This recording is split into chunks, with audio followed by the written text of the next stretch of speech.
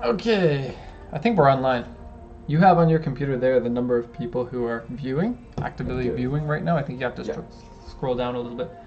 How many you got? Zero? And now it's live. You tell me when we got one on there. Ooh, they can be like first. Yeah. Who's gonna be first? We didn't put a. Oh, yes, Anthony Waters, you win a prize of basically nothing. You can have.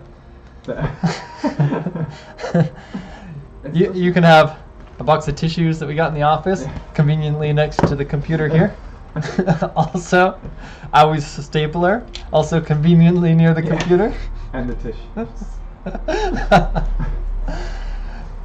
How many people? That's true. They are JDM tissues. It says Deli Boutique on them. And I'll show you. They are just like tissues around the world. I heard in a radio podcast that I listened to that they make man tissues. And these are... Go on. And the product didn't actually do very well because nobody wanted to buy man tissues. And the branding was like, for your extra big tears. Oh, that... Right, for extra big tears, right? Okay, it says we have 10 people watching. 10 people! Congratulations, all 10 of you. You are in the beginning of our chat. Usually we do this kind of like an hour or 2 hours beforehand. We'll put up a post letting people know that we're going to be doing this. But today it was kind of a last minute thing. We actually haven't done a stream in a long time, and we had a number of people asking us about this. When are you going to do streaming again? I miss you guys, especially Mike, the new guy. I didn't see him enough. And said no one ever. I'm glad to be back. The biggest reason that we took time off is because since I came back from my vacation in Canada in August, it has been really busy here, and we don't want to spend too much time doing what I consider the more fun things like this when we got other people waiting for us to sell them cars. And so that's the big thing. But then also Mike started working on Saturdays, and so that means that on Mondays we don't have Mike. We used to do these streams on Mondays, and so now we are going to officially change that to Tuesdays. And so in case this is your first time here, and I'd be surprised if it is your first time here if you're in the chat already, but the rules are posted above in the chat right at the very beginning. We can't, didn't mention we can't do USS cars, so you can pick any cars from here. Oh, there we go, that's proper. I had something on the screen there. And you can pick whatever cars that you want. In case you want like a Lexus, then you can go and browse, and then you can check one that you like. But don't pick the USS ones because due to copyright, they don't let us show those cars. And so you can pick the cars, we can talk about them, you can ask questions, or if you have basic everyday questions, you can ask those as well. Mike's going to be keeping track of those on the side, which auctions that you send in. And then make sure that you send in the auction name. In this case would be TAA Yokohama. The auction number, 11002, and the name of the car, which in this case would be CT200H. Not a popular car for us to export. Those look sweet though, the Lexus hatches. Yeah, oddly positioned in the market though. Yeah. Because they're all hybrids. They're basically like a Prius for people who want to spend more money. And they didn't make performance packages for them either, did they? It would be rather sweet if they did make a performance package. We need to set you up with your own little mic over there, because I'm not sure if everybody could hear you.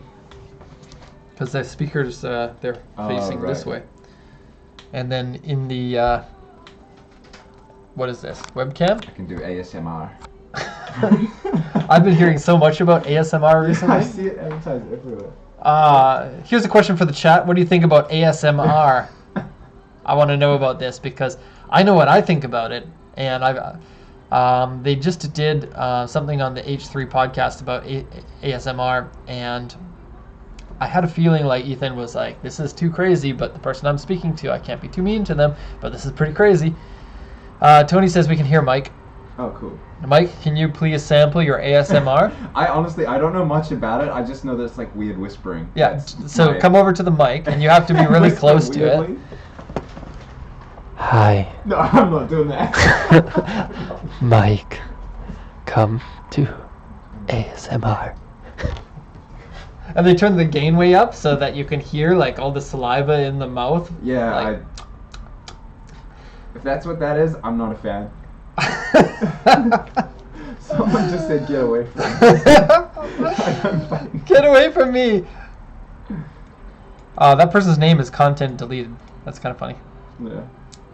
I don't know what people are saying about the ASMR. Tristan said no, and I'm not sure if he's referencing that. Somebody says, hi, Derek. Hi. You may have just come in. We're talking about ASMR and how I don't understand what it is. Well, I kind of understand what it is. I tried, and I gave it like a real trial of at least like 2 or 3 minutes. Because like, even if like a lot of times I'll hear something, and my knee-jerk reaction is to think that's crazy and stupid. And then oftentimes I have to correct myself when something is not crazy and stupid. Right. And so that's what I thought about with the ASMR. I'm going to give it a shot and see what it's like. And to me, it made me feel very awkward. It made me feel like there's no reason why this person is as intimate as they are with me. Like, yeah, okay. That's kind of what I'm assuming it would be without having watched it. And like, I think saying that makes it sound like I have intimacy issues. I don't think that I Not do. with random strangers, right? I think that's like if completely you were walking down the street and somebody was like, hey, I speak in a quiet voice right next to your ear, so the ear hairs tingle. Yeah, that's when I would feel uncomfortable about get that away too. from me. Yeah, I'm calling the police. How many complaints about ASMR did they have? The police. I bet you all the time they're like, another ASMR incident. We're calling the boys in. Let's SWAT them. ASMRist. They'll have to have specialists in ASMR to hear what they're saying. Like, I'm sorry, I can't hear you. What are you saying? All right, so let's get into this. We've given enough time for you guys to take a look at some of the cars that are up, and so we'll do first a car pick. And so, Mike, what do you got for me? I got JAA auction. It's an S2000, and it is 23324. S2000. Who sent that one in? That was from Craig W. It was the first one we got. Yeah, Craig W. Yeah. All right, Craig. What do you got for me? Ooh. Oh, I quite like that. Oh, okay. Wow, that's cool. That's cool. This is Hero Mike coming in with the opinion on this car. That's cool. I'm a huge fan. Oh, stretch tires though. I changed my mind. Yeah, Mike had a stretch tire fall off on him about a month ago. Yeah. It was kind of funny, but also kind of ended up taking up 8 hours of our time. Okay, so looks like we have aftermarket front lip here. We have super aggressive stance here with aftermarket fenders and aftermarket fender flares on the back. And then bumper that matches up with the fender flare. That's a nice little look there. GT wing, RPF 1 tires wheels by NK. And whatever this is, I don't know what's going on there. I guess this helps the car be legal by not having exposed tire. I'm not sure. I don't like the looks of this part here, but you know, the general crazy in your face looks of this car are pretty good, I think, if that's what you're going for. And the S2000, of course, is an awesome car, and well, I'm not an automotive journalist. I've run out of adjectives already, and we're only 10 minutes into this stream. Almost 10 minutes. Unedited, real life. Yeah, I think it's cool. Let's look at the auction sheet. 57.4, 50 kilometers on here. Of course, 6-speed manual, because they all do. Purchase from user, J is Racing exhaust. I like this twin exhaust kind of pointed down. A little bit different. Aftermarket aero parts, aftermarket wing, NK 18-inch wheels, Bride full bucket seat, Momo steering wheel, and left front inner panel scratched and dented, underside surface rust. Soft top is ripped, which is a little bit weird for a car that's this new. I mean, 2005 is not new, but soft top ripped already kind of sucks. Steering wheel wear, 1 part paint mark on the left front inner panel scratched and dented. Weird to have that, even though it's a grade 4. Left and right rear fenders have been pulled. Or no, cut and modified. So underneath this fender flare, they've cut it in order to allow the car to go lower with the wheel sticking out this far. kind of sucks if you ever wanted to convert it back to normal. And then a lot of cars like this that have been modified and are very sweet, after 5, 10, or 15 years, they start to get not cool anymore. Like they start to break down, fenders start, like the fiberglass fenders tend to warp a little bit, or the paint fades or something, and then it's kind of uncool to have a bad condition, heavily modified car, in my opinion. You know, some people liked it. The rat rod kind of thing. Left and right, oh yeah, aftermarket suspension and aftermarket, I'm sorry, exterior parts, shallow scratches, wheel scratches, various scratches and dents. Body doesn't look bad. It looks like it's been repainted on both sides and on the trunk, windshield rock chip. I don't know, it's cool. Really low mileage, so you're going to see a bit of a higher price, but a modified car like this is probably going to sell for a little bit less than if it were in stock condition, because with a car like these auctions are mostly frequented by people who want to resell the car, and when you want to resell a car that's modified like this, you have a much smaller portion of the population that's looking for something that looks like this than a car that's stock. Also, a car like this might have been thrashed a little bit more than one that's in stock condition. And I think a car like this would be fun to take into our stock, because then we get to shoot a video for it. And so I'm not sure if you guys have noticed, we've put a number of stock vehicles on our channel, and kind of the purpose of those is to draw attention to the channel and to the business, not necessarily to find the best cars for sale, but to find interesting cars that gather attention. Look what you can buy this, maybe you want to buy something similar to this, that sort of thing. Okay, price wise, low mileage, 1.35 million. That's about 11,000 US dollars, I think. And I think S2000s are still cheaper here than they are in the US, because tons and tons of these were made in Japan, but not that many in comparison in the USA. Why are Hondas for racers? I don't think that person knows what they're talking about. I think that would be an appropriate comment in 1997. But I think nowadays Honda's really proved itself for being very amazing cars. A lot of them in the 90s weren't modified in ways that were awesome, and that's where the term mostly comes from. Okay, you got a question, Mike? I do. This message is held for review. Oh, show. Yeah, we're going to get that a bunch, because if you're putting links into here, I mean, you can do that if you want, but if you're putting links in, they might flag you as spam, even though it's not spam. Okay, question time. Have we ever imported cars or motorcycles to Hong Kong? Have we? No, we have not. And I don't know what the rules are into Hong Kong either. I feel like they'd be pretty strict. I feel like that's true as well, because I know for China you can't. And Hong Kong, although they are China, they might have rules that are a little bit different, because some countries have different rules depending on the state. And so I don't really know about that. I know that we can. Just last week we got a quote. Like, we can technically ship the cars there. We got a quote for how much it costs to ship, and they wouldn't have used car roll-on roll-off spaces if it was absolutely impossible. So I don't really know. Unfortunately, it's a question I can't answer very well. You can go into the motorcycle exporting if you want, in general. As like talk about motorcycle exporting?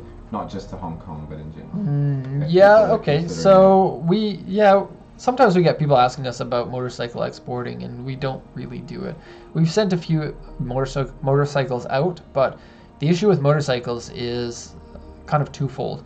Number one is the price to export a motorcycle is actually more expensive than exporting a car. And so for a vehicle that already has a smaller price than a car, to give a higher export cost and shipping costs and all of that, then the price of the car kind of makes it not a very valuable proposition. Of course, there are still going to be people that want to get some of the bikes that were only available here, like the CBR 250s and the Motocompo, of course. But that brings up the other problem, is that for us to export it is more complicated and takes more time, and so we would have to charge a higher fee than we do for cars as well. And so for one-off, this doesn't make an awful lot of sense, even though we have done it, only for special customers, really.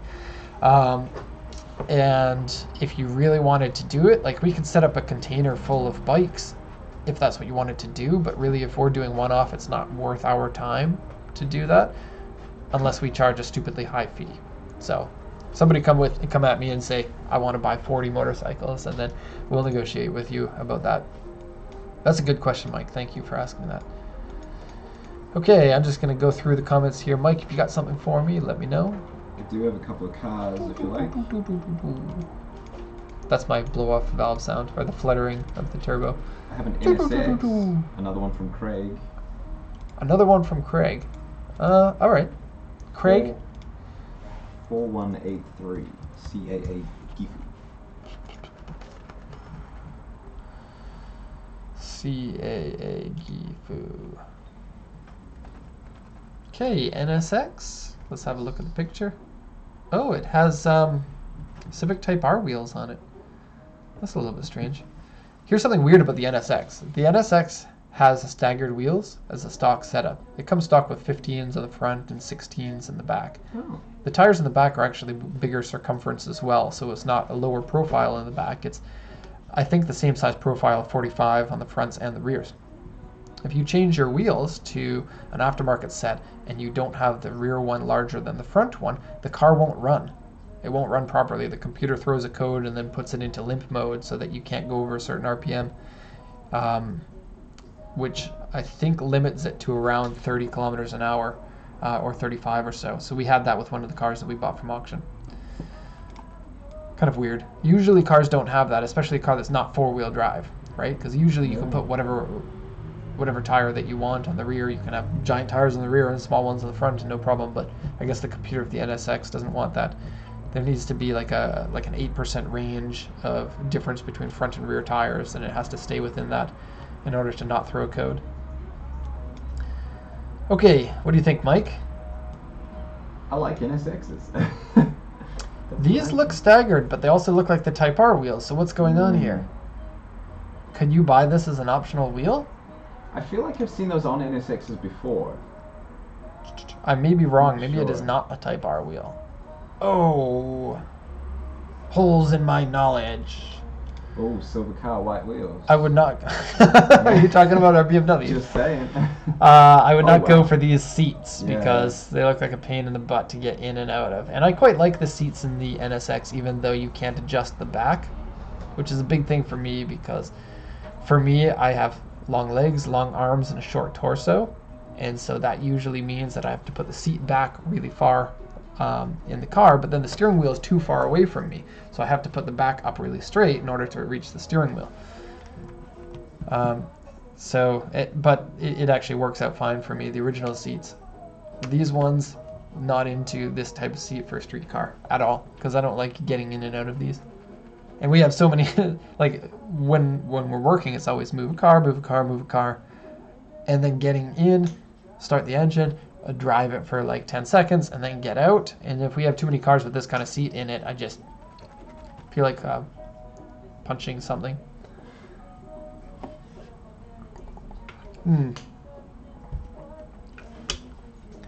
Type R NSX has black roof and those wheels.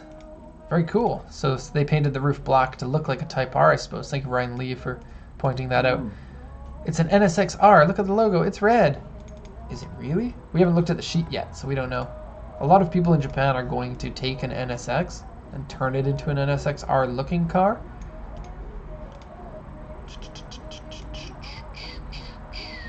I don't know how I would tell if this is an authentic one or not, because you would really have to call Honda and find out. But the seller doesn't call this an NSX-R, and because there's like an 8 to 10 times price difference, maybe not that much, maybe 5 to 8 times price difference between the NSXs and the NSX-Rs, you would think that the seller would mention that.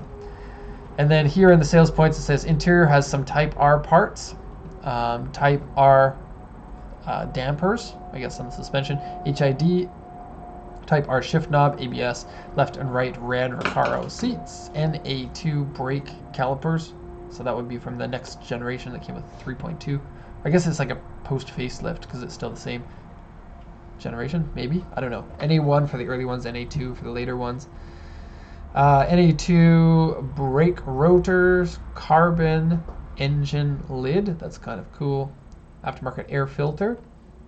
Carbon gauge panel. I actually saw that and didn't didn't really like it that much. But maybe it's an NSX-R piece, and then you're like, wow, look at me. I don't actually have this really cool, expensive car, just pretending. Momo steering wheel, cruise control, which strikes me as weird that the NSX has cruise control. And then 5-speed manual in this one. Left front inner panel has a small deformation or a dent. Carpet cigarette burn seat ripped. Small end panel dented. Underside scratched. Exterior has small scratches. Trunk damper doesn't work. And sun visors are missing. That's a weird one.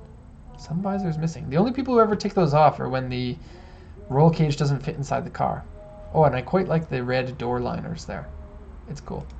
So it looks like somebody wanted to make their car look like an NSX-R, and for that, it's it's cool. It's tasteful.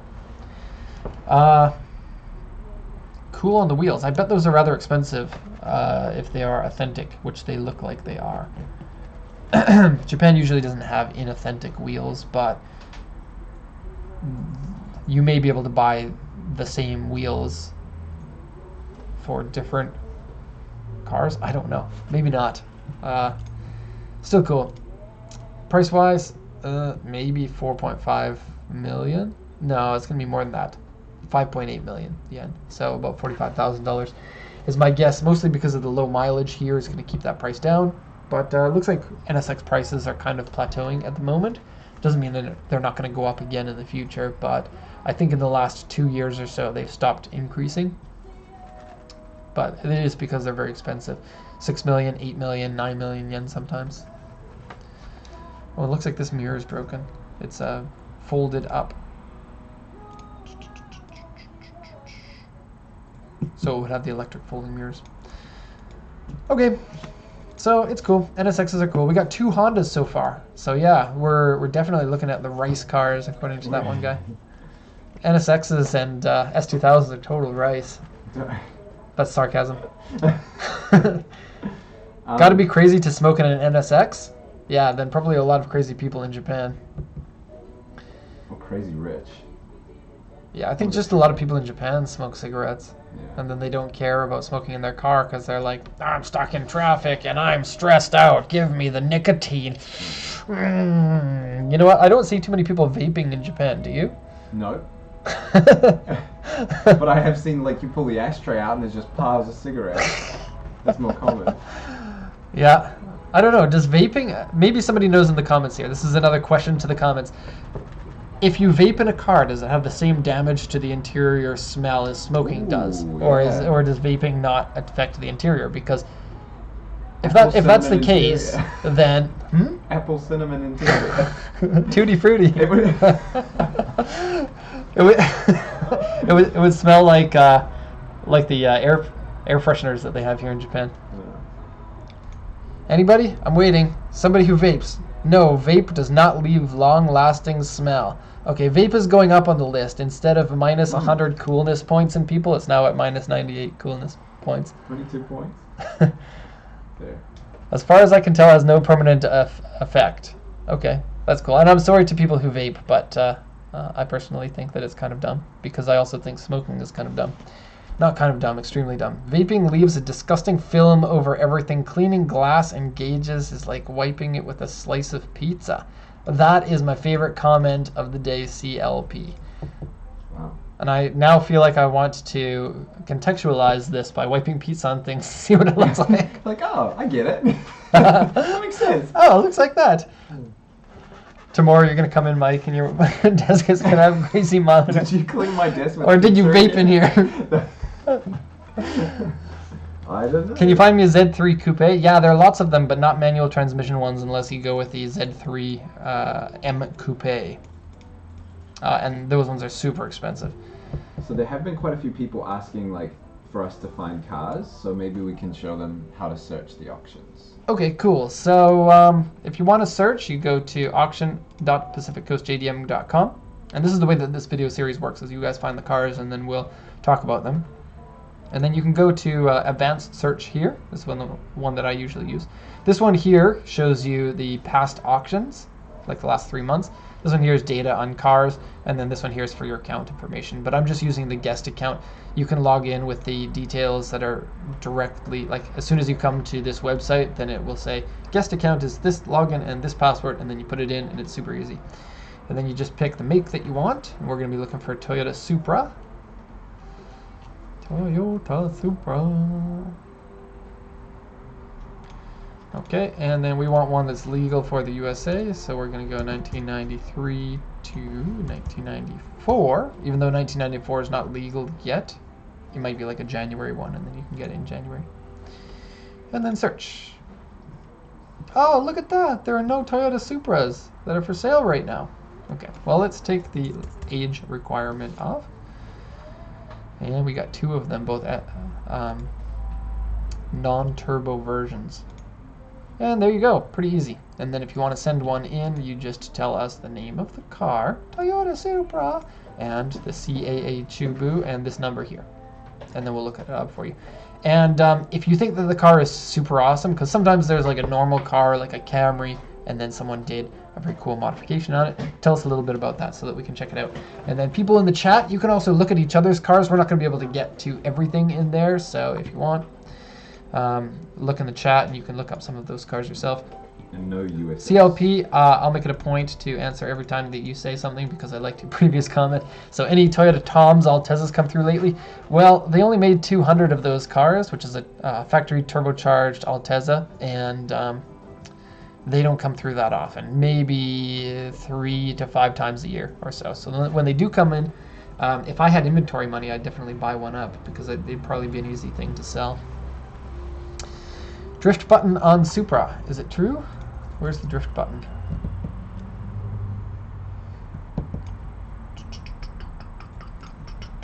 Oh, there it is. Yeah.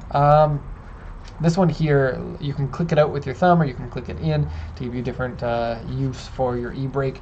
And so when you click it out, it no longer ratchets, no longer locks. So then you can pull your e-brake without having to press that button. And so it will prevent you from accidentally locking up your rear when you're trying to drift. Ooh, look at this. Spoiler, auto spoiler. Not a lot of them have that. Very cool. So auto spoiler is a little extra spoiler that comes down here.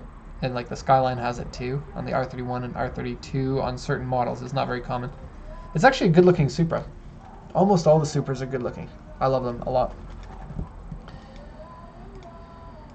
Sheet, 1995 Supra SZR. This one here, 5-speed manual. They didn't get the 6-speed until the next year after this, I believe, 1996. Aftermarket 19-inch wheels, and the 19s look good on this car. It's a good car for 19-inch wheels, I think. Momo steering wheel. True. Aftermarket exhaust. Body has replaced parts here. It's been in an accident. Exterior is D. Has paint problems on the side skirt here and on the door and on the rear bumper. It could be paint fade because red paint always fades pretty quickly.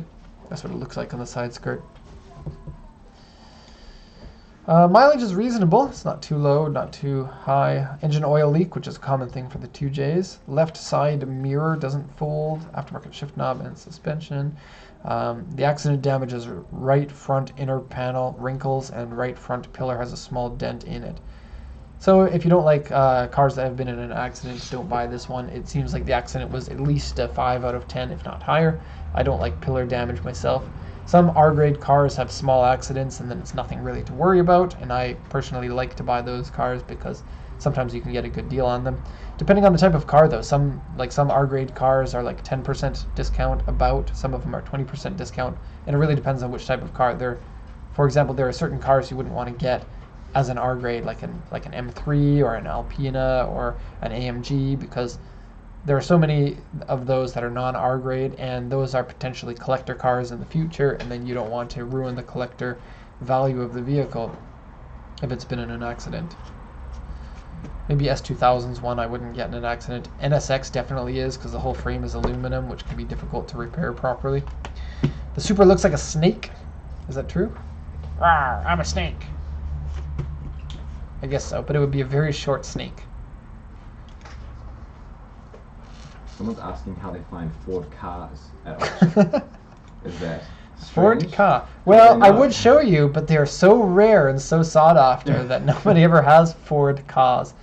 However, And Ford Ka is officially a German car because it's made in Germany, has a German VIN number, and but if you're looking for one, you still have to go to USA Ford.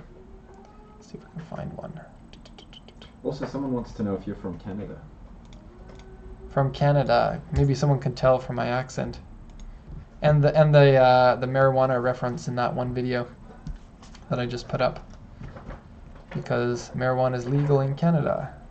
Nope, no Ford Kas right now. If you want to buy one, there's only one place that you can get it from, and that's from a car that is officially not up for sale yet. But we can get a Lincoln Navigator. Oh, didn't check if that's USS. Oh, phew, it's fine. It's weird that these are popular in Japan because anyone who's been to Japan knows that it's really hard to drive on a lot of the streets because they're very small. And then driving something like this, you'd be limited to certain streets that you can take. And it would be a big pain in the butt if you didn't realize that you were going into a small street and then you get stuck somewhere. And you're like, sorry, I bought a car that's too big for the streets here. Everybody would look at you. Maybe that's what you want.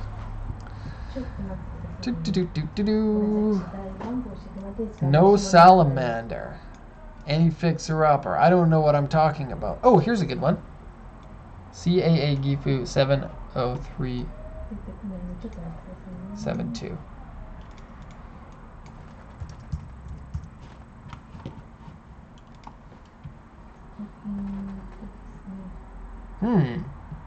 Did I get that wrong? 70321. I don't know what I'm doing. Okay, so the X-Trail was available in Canada, but was not available in the USA. The X-Trail by itself is just a regular, unibody crossover, I guess. Mini SUV. RAV4 competitor, CRV competitor. Nothing really that special about them, except for the X-Trail GT is very special. The GT on the back means this car has an SR20 turbo engine in it, and then it's the final version of the SR20, so even better than the Silvia's version. And I suspect that this version of the engine was going to be in the S16 before they canceled it, and they had already done all the development work for the engine, and then they were like, well, we can't afford to make an S16 anymore because not enough people buy it, and the amount of money that we make on them is not high enough in order to actually produce this and market it and all of that. And so they took the engine and they're like, what else can we put this in? And then, well, we can put in the X-Trail because crossovers typically have a higher amount of markup per vehicle. So they could put a nice expensive engine into the vehicle and then sell it without that much more additional costs over the original X-Trail that they were selling at the time. And so the reason why the engine's better is you get, for the first time, variable valve timing in the SR20. You could get that in the SR16 engines in the Lucida and Pulsar, but the variable valve timing in the SR20 was exclusive to this vehicle, of all places. So 280 horsepower, switchable four-wheel drive, and you can say, I have an SR20 in my crossover or SUV. So pretty cool in my mind. And look at that spoiler. Downforce time. And the antenna pointing in the wrong direction. And these are generally pretty cheap. They started in 2003, so you can import them to Canada. This one here is a 2006. Animal hair inside, seat wear, door card has scratches on it. Trunk has scratches, end panel has a dent in it. Door side mirror scratched, molding scratched, exterior has shell scratches on it. 115, 305 kilometers. Body is not bad, but it's not amazing. It's auction grade 4. Interior seat, exterior seat looks like faded headlights here. Original wheels on it. I think that this will probably go for about 180,000 yen. So in terms of US dollars, that's like $1,400. Because nobody really pays attention to these. A lot of people don't know that you can get that engine in this car. So it is a bit of a target car for people who know what they're talking about. Very cool. Use this one as an example. Some people have asked how to check the year of manufacture on the auction sheet. Okay. So when when you import the car to USA, it needs to be 25 years old, and in Canada, it needs to be 15 years old, and other countries have different requirements. And so, let's just make everything smaller. Here, you can see it's like a 2006. Now, if this were, say, a 2004 or a 2003, and you wanted to import this to Canada, then you would have to check the month of manufacture, because the month of manufacture lets you know when the vehicle is legal to the month. And so if it's like 1 month too old, then you can't. You can import it, and 1 month too new, and then you can't, or you have to wait. And so this one here, you can see the 18. This is the Japanese year format. It's a little bit hard, but that means 2006. And if you don't know, then you can look it up on Google. You can put in Japanese year system, and then you can find that on Wikipedia or something. And then here's a conversion for all of them. And it's a little bit confusing because it has to do with when the, here we go. So Showa 37 is 1962, Showa 49 is 1974, and then look at this, it goes up to 63, and then the next year here is 64 and 1, but almost always considered 1, and then 2, 3, 4, and so this point here and this point here is when new emperors were put into power or something like that, I don't know. And then from that date it starts again. So this one was 63 years, and then I can't read what that says. But you know what I'm talking about. So yeah, so like a 5 would be 1993. That's as new of a car as you can import into the States right now. No, I will not subscribe. And so then this one here, the 4 is the month, but that's the month of first registration. And so you can import the cars based on the first month of manufacture, not necessarily the month of registration. So when you're looking, you're like, I like this car, and I don't know if it's new enough. So you would look here, and you go, oh, okay, well, that's new enough, so I don't have to take the next step. But if this one here is 1 or 2 months different, or maybe 3 or 4 months different, then you can check the VIN using, scroll down, the date of production calculator here, which also gives you more information too, so it's super convenient. You put in the VIN number here.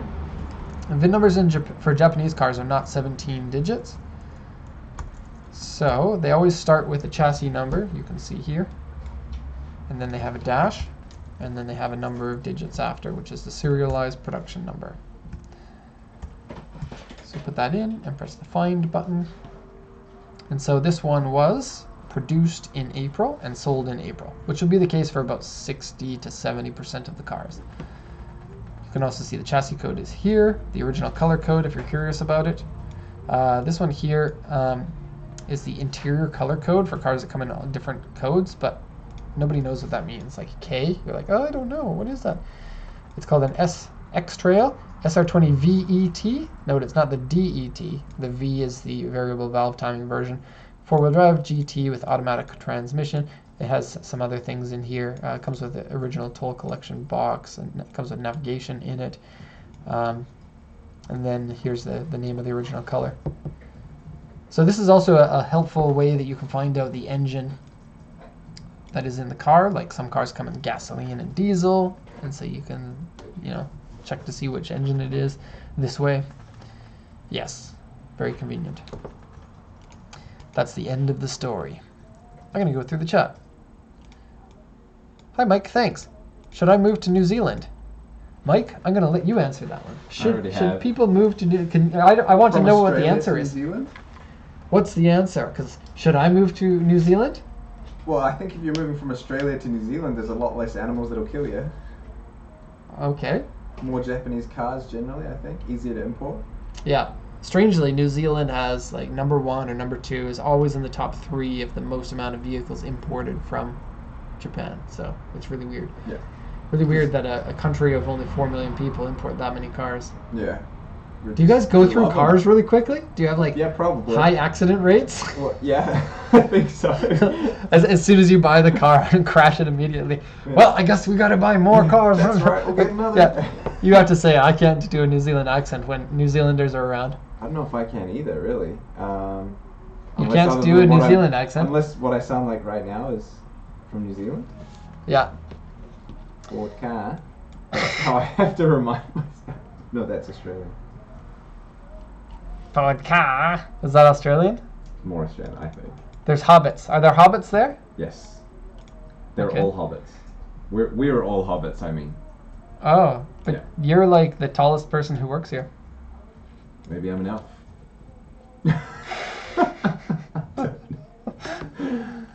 New Zealand equals no assurance needed. I don't understand what that means. Toll collection box. Useful in only Japan.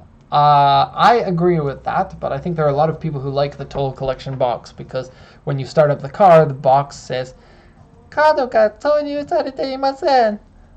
And that means there's no card in the box. And people like the Japanese lady that's speaking to them. And then when you turn off the card, it'll say the same thing again. Kind of annoying for me, but I think people like that for Japanese cars, especially some countries where they're like, I got the cool, legit, real Japanese version of this, and so it speaks to me in Japanese. Your car doesn't have that, so I'm therefore better than you. What's the car people buy the most? The most in all of Japan is going to be something like a Toyota Yaris or something like that. The most for us though is that we sell like Hi-Ace is a lot, Skyline is a lot. I guess it varies from time to time. What other cars are popular? Like all the Japanese sports cars are going to be popular. That would be the Evo and the Silvia and the 180 and the Skyline and RX-7s. RX-7s. Oh yeah. Yep. Somebody sent a Daihatsu Midget. Are we even allowed to call the name of that car Midget, or should we call it Daihatsu Little Person? Little car. It is a little car. Because I heard you're supposed to call them little people. But I think that that's more insulting than calling them a midget, if that used to be the technical term. I don't know. I've never been able to ask. I've never actually called somebody a midget to their face or a little person to their face. There's one that works at Costco here. And I don't have a need to go, "What's up, midget?" But, I mean, you wouldn't go to a tall person and be like, "What up, Tolly?" Or, "What up?" I do that all the time. They prefer to be called hobbits. You've lost your privileges, CLP. Calling little people hobbits it's insulting to me, and I take offense. Okay, Nissan Silvia. I don't know. You're writing them down, so you pick out which one you like the best. I have a Silvia. Someone was asking if we'd imported any S14s, and they sent in an S13. The S14 is a great car because it's a very, well, a lot of people either like the S13s or the S15s, and the 14 kind of gets left behind a bit, but it's still an excellent car, and because people don't care about it so much, the price is a little bit lower. Up until recently, the drifters have kind of destroyed all of the S-chassis cars, and the S14s have become more expensive, but I kind of like to be the odd guy out and pick the car that other people don't really love. So for me, the S14 would be my favorite. But the admittedly, the S15 is a better looking car, and the S13 is also good. I don't know how else to put it. I don't want to rank them really, but they're all extremely good cars. It's a shame that a lot of them are in really poor condition these days. If you want the link to the S13, it is Yes, please. 6042 at JU Hiroshima. Okay, so an S13. Ooh. Oh, cool. Fan wheels. Those are actually really cool. I bet you those are rare wheels too, because the S13 has the 4-bolt pattern, and a lot of people will convert to the 5-bolt because 4-bolt doesn't have very many cool wheels. But I think that these are very cool, and I love the factory lip here. Oh man, this is a really good-looking car. And I love that the wheels aren't super large. I really like it when you get a 90s car and you keep 90s era size wheels on it.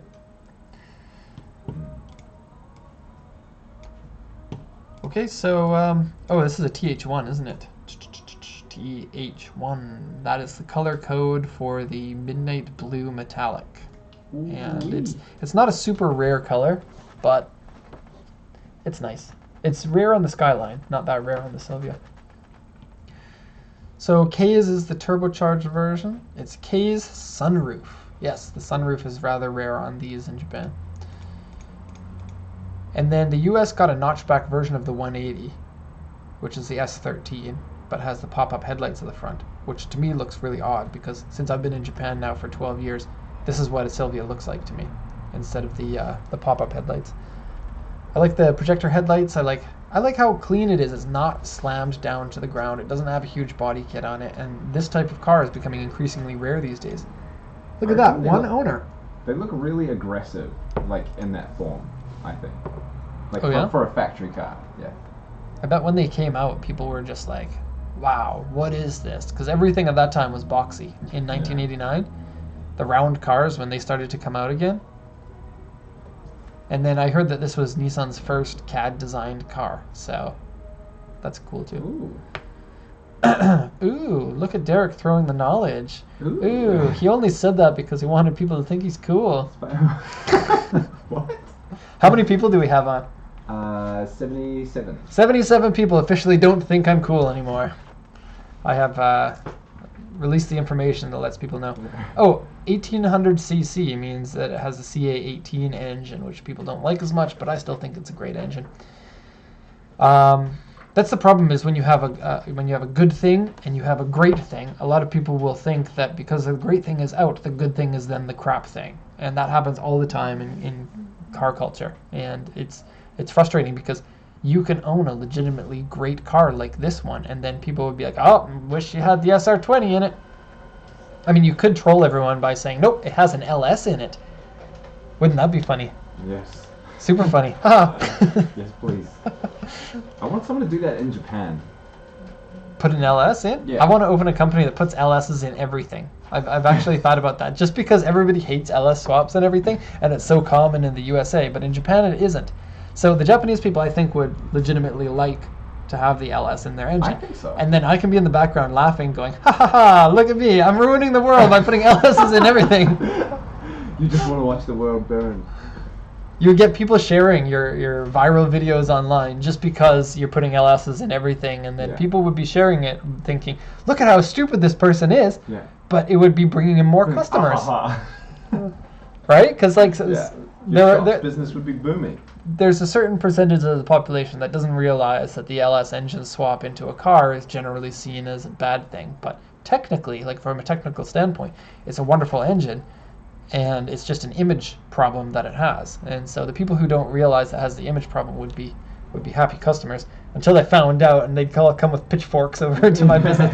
Hey, I watched this video from October 2018, and you said that this is all a big troll. This is like 5 years later when the business is established. You're trolling me. This is a long game. This is a joke that's been going on for 5 years. You've ruined the world. And I'm like, you got me. How funny is that? I'll be the only person who thinks it's funny. You've introduced thousands of monsters into the world. You think I could do thousands of cars in the first 5 years? That'd be pretty impressive. That'd be pretty popular, yeah. Okay, so comes with the sunroof, authentic mileage at 62,000. That's lovely to find a low mileage one. Body's clean, a little bit of rust on the roof, which for a car like this wouldn't concern me, but usually would for other cars. I don't want rust on my roof, but a car that is as clean and as new as this one, possibly you can't find another one, and so you might have to put up with the rust on the roof or get that repaired. It would be worth it. Engine room also has rust, which is typical of Nissans. It'll be on the suspension struts, and it's a pain in the butt to fix.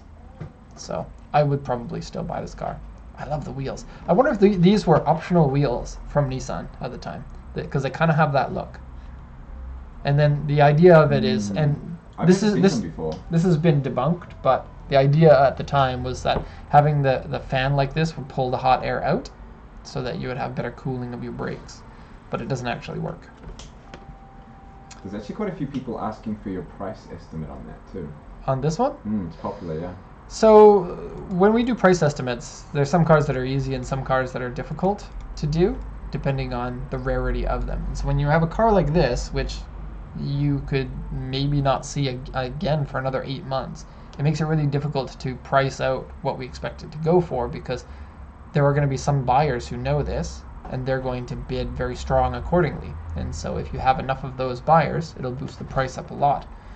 You also get, on a very, very clean car, an opposite effect from time to time when people are like, that car is too clean for me, so I'm not going to bid on it in expectation that it's going to sell for a really high price, and then you can get it for a low price because of that.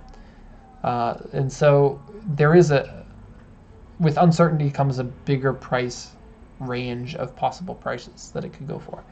I think that probably we'll see this one sell for about 1.8 million, which puts it at probably more than the top 5% in most expensive S13s, but it's in the condition that if you could keep it good for the next 10 years, could appreciate in value over that when there are no more S13s around. And I think an S13 is a car, despite selling hundreds of thousands of them worldwide, they're a car that is going to be pretty sought after in the next 10 years or so, because it's going to follow a similar track as the AE86, where most of them were abused when they were low price, leaving very few really good ones. And so a really good one's going to be very rare. And there are going to be people in their 50s who are like, I want the car that I had in high school. I want to relive my glory days. So we'll see about this one. It'll be really interesting to see what it goes for. JU auctions tend to be a little bit cheaper in prices. And then Hiroshima's one is further cheaper too. So it's kind of weird that they sent it there. Usually you would get an amazing car like this sent to the USS auctions or HAA Kobe or something. Okay, very interesting. Thanks. I truly miss my S14 sometimes. I love the S14. Love it. Hey man, I kind of missed the auction yard reviews before you got your own lot.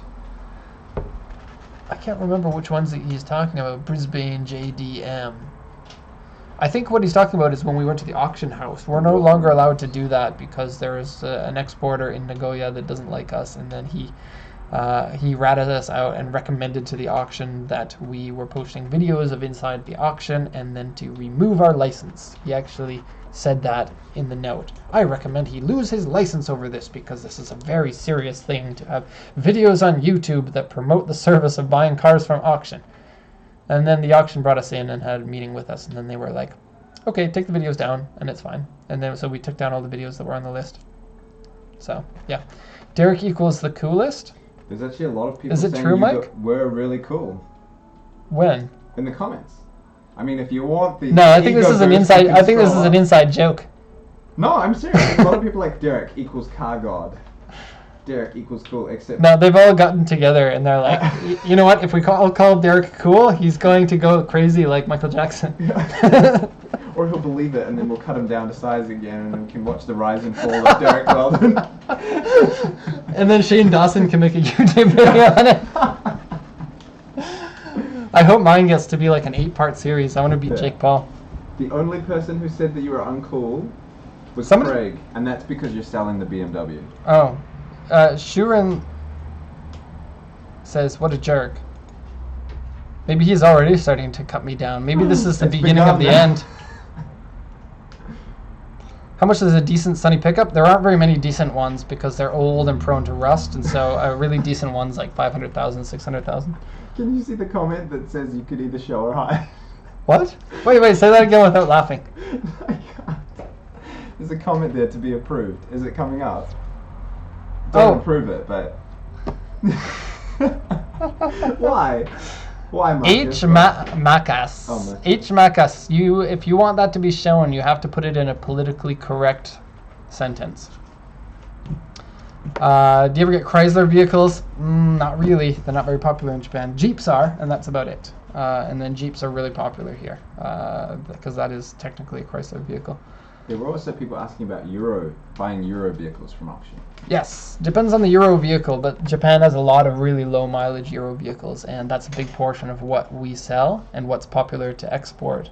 Euro vehicles from Japan back to Europe, especially ones from the 90s, and then higher end models like M3, M5, or AMG models, and G-Class, Defender, those sorts of things.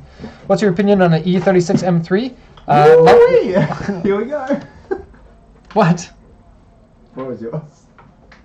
Your opinion is ooh-wee? I thought you liked them. Ooh-wee! I'm trying to sound like you. How is it? It's good. I posted the E46 video on the channel recently, and then in that one I called it an E34 which is a kind of stupid mistake to make because that's a 5 Series from like a previous generation. But no, the E36 is good. I think prices are good, but I prefer the styling of the E46, even though the E36 is probably just as good of a performing car, if not a little bit better because of lower weight. I don't know. First time I sold an E36, I was pleasantly surprised with it. And so, let's say that. I think that the car is a better car than the image I have of it, possibly. I have one, so don't offend me. Okay, Pedro, your car's rad. You can post a link in here if you want other people in the chat to take a look at it. I wouldn't mind taking a look. But we only have 5 more minutes in this. It's 1 hour. We're almost up to 1 hour. Can't believe I've talked for so much. This is more talking than I do for an entire week. Can you look up a different car? Okay. Go ahead and send me one that you want me to look up. This is an Evo 3. Okay. CAA Chubu. 30180. Evo 3. The first time that I heard the word Evo said was in Fast and the Furious, like the second one, where Paul Walker was like, I get the Evo or something. You know Fast and the Furious lines. The red Evo's yours. Is that what he said? Yeah. I thought he drives the Evo. Han gives it No, that's in Tokyo Drift, in Fast and Furious 2. Oh. He drove an Evo right when Evo was a new car in the States, so people didn't know about them. And then he called it an Evo, and I was like, what an idiot. He's calling it Evo? That sounds so stupid. It looks like they just looked up what the cool people call the cars, and then like we moved to Japan and everyone just calls them Evos, just like everyone calls the AE86 an 86, a Hachiroku. And like to me, those supposedly cool names for things were like sandpaper on my brain. And then now it's just regular. It's kind of weird. Anyways, what was? No, that was in there. So that's the Evo 3. Yeah, Mitsubishi like did a sponsorship. They had an Eclipse and an Evo 7 or 8 or something. Oh yeah. That's right. Yeah, the purple one. No, I think it was like yellow and orange. Yeah, sorry, you're right. I got the colors mixed up. That was the Silvia. Fast and Furious 2 Evo. Okay. It's this color. Yeah, Green? that's the one. Yeah, the I don't purple know. one was the... Is that yellow? This one looks kind of like a remake. Yeah, and then when this movie came out, I didn't like the car very much, but then I drove one, and I was like, wow, that's so much cooler than the movie makes it out to be. In my mind, the movie kind of made it look like movie magic made the car faster than it actually was, which to some extent you can argue about basically any... He drives in reverse at freeway speeds. It's definitely not that fast. And so suspension of disbelief is at play there, but the Evo is a legitimately fast car, especially on tighter roads where you're going to get a lot of traction, and it feels so solid and so good, which is something that you often don't get from an economy car that's turned into a performance car. So there's that. Okay, Evo 3. What do we say about this one? Looks like original wheels, original bumper, original rear spoiler, paint paid on the roof. Evo 3 GSR. So the GSR is the one that comes with the better seats. And it comes with the better brakes, which you can't see very much. And when I say better, I mean like consumer grade performance, or prosumer, you could call it that. They're not really racing spec stuff. And then you can get it in the RS, which was the racing version, which didn't come with any of the goodies. And then you would put on your own goodies if you wanted to go racing, and it comes with better, like shorter gear ratios and stuff like that. Yeah, Evo 3s, very good. They got better every year. The Evo 1, 2, 3 were one body style, and then 4, 5, 6 were the next body style, and then 7, 8, 9 was the next body style, and then Evo 10 got its own. Based on the Galant, strangely. The Evo 6 is commonly thought of as the best of them, and then after that the Evo 9, and then there's arguments between those people which one is the better one. I think most people think that the Evo 6 is the best looking, and the Evo 5 is similar to the Evo 6, so the 5 and 6. And prices reflect that. The Evo 5 and 6s now sell for a higher price than the Evo 7 or 8 do. And like an Evo 3 is actually really expensive because they're the last one that didn't have the AYC system, which is the active yaw control. which gives you different torque at different wheels based on what the computer thinks is best for you, and tends to be a little bit problematic. So people like the Evo 3 and its simplicity, not feeling these taillights. But so good, such a good car. And then look at this, 254,811 kilometers. Show that to any of the DSM bros and they're like, I betcha I can blow it up in 10 kilometers. Yeah. Why is it? Why is it that the DSM cars are always breaking down? Because if you go on the internet and you type in, are Evos reliable, then people are like, no, they always blow up. But then you see ones like this, 255,000 kilometers on it, and it's still running. And it seems to be in pretty good condition. I feel like a lot of the American consumers put huge power on engines, and then You can say American if you're American, but otherwise you're stepping down on them from your high horse in New Zealand. Well, no, I mean that's the We're not style like out there, Americans. We actually tune our DSM cars in New Zealand. right? I wouldn't say that. There's No, a lot of badly tuned cars in New Zealand. I think too. what it is the engine can handle quite a bit of power with stock internals, but nobody knows where the limit is, and it's easy to test that limit. And so people who own the cars, which are good performing cars, they're never satisfied. They're like, Right. my car has 400 horsepower. Okay, I'm not happy with that. And now I'm at 420. I'm not happy with that. And then it's just turn up that boost until the engine breaks, and then they're like, oh, my engine broke. And another DSM bro is like, my engine broke too, dude. And there's a lot of that. And then you get the infamous, this car has crank walk. I'm still a little bit not sure if that is fake news or not with the crank walk, because I'm sure that it happens. It happens with all cars to some extent. It may actually be a problem with the car, but is it a problem on a stock version of the car or only if you modify it? Sort of like the oil pump issue on the R32. Not really an issue unless you're going to be driving your car extremely hard. Otherwise, I wouldn't recommend that you change it. I don't know. It's really easy for car guys especially, to hear somebody complaining about something with a car, and then to put that into their new car vernacular, and when they talk to other car guys and they want to show their car knowledge, they bring out all of these things that they've heard, but they don't necessarily have their own experience on it. And I think that in the car culture that happens at a very high level. And so I'm always suspect when I hear people say this car is in really bad condition.